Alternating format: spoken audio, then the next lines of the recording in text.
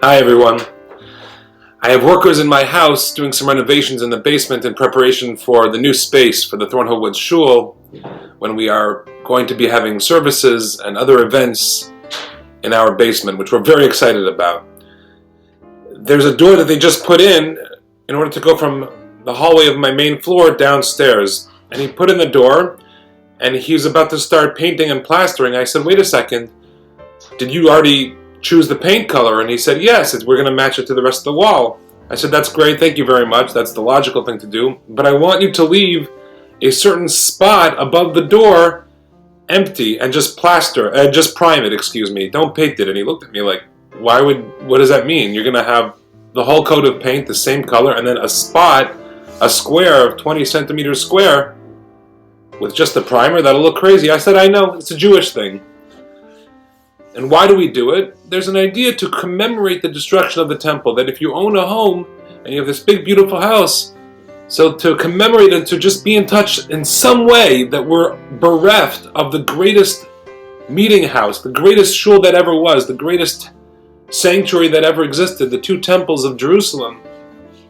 We're bereft of that connection and of that gathering and the potential to meet and connect there with each other and with the Almighty. We commemorate it and we leave one of the walls, a certain spot on the wall, unpainted and unfinished. And it got me thinking, like, it's such a funny thing. Who else paints an entire wall and leaves a spot totally free and totally open? It defies logic. And I really understood. And it reminded me that the Jewish people are a people that live for something grander than themselves. We believe in the grand destiny of the Jewish people, that we're here to change humanity. The temples were the greatest vehicles that were able to accomplish that goal. And we're bereft of that, so we remind ourselves that, hey, we could do the same thing, even though we are not privileged to have those two incredible structures nowadays. And God willing, we're praying and waiting for the third one to be rebuilt. But this idea of living beyond oneself should be prevalent and should be something that we're aware of as Jews all the time.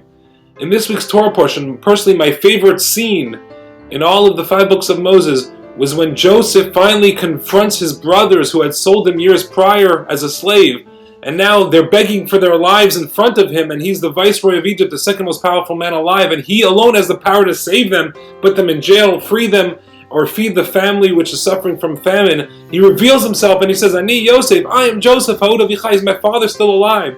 And Joseph is telling them an incredible lesson, and telling us too, that don't you brothers see that everything that happened up until now, selling me, throwing me into a pit, me being sold multiple times, being thrown into jail, interpreting the dreams, it was all part of a greater mission that the Almighty had in mind for us. And don't be mad, don't be fearful of me, come close to me, let me embrace you, because the Almighty had a plan going the whole time, and we are but mere pawns of His grand plan. That's what I thought when I was looking at my empty wall. That's what Joseph is telling us. And today we have a fast called the 10th of Tevet, which commemorates the siege of Jerusalem by the Babylonians in the first temple, which eventually led to destruction of the first temple. And again, the temple was the home and point, the nexus of all of humanity. Non-Jews also came to the temple to sacrifice and to derive wisdom. As we go into winter, and as our children are now home in shutdown and lockdown, and you have all sorts of questions and complaints. Why is this open? Why is that open? How can Florida be open? Right? My sister has a friend in Florida, and apparently it's the new normal there never was a new normal. Everything is fine and dandy there. So we have to understand there is a master plan, and we all have to be bought into the fact that there is a greater destiny at play and that we are players in it. And we have to work at ourselves and look internally and say, am I being a proper and respectable cog in that machine called the grand destiny of the Jewish people? Shabbat Shalom.